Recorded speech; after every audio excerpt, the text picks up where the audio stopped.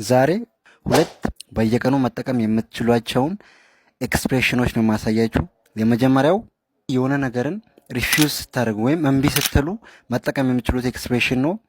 ኖ አም ግድ ይባል። ኖ አም ግድ ማለት አልፈልግም ማለት ነው።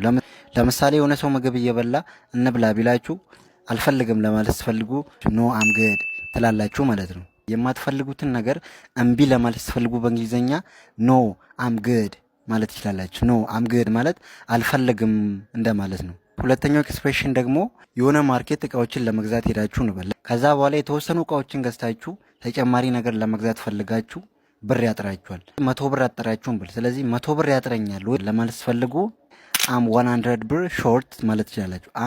አይ አም 100 ብር ሾርት ማለት 100 ብር ይጎለኛል ማለት ነው። 1000 ብር ይጎለኛል ለማለት ስትፈልጉ አይ አም 1000 ብር ሾርት እያላችሁ አይ አም እያላችሁ የብሩን መጠን አማውንቱን እያስገባችሁ ሾርት የሚለውን አድ እያደረጋችሁ መጠቀም ትችላላችሁ።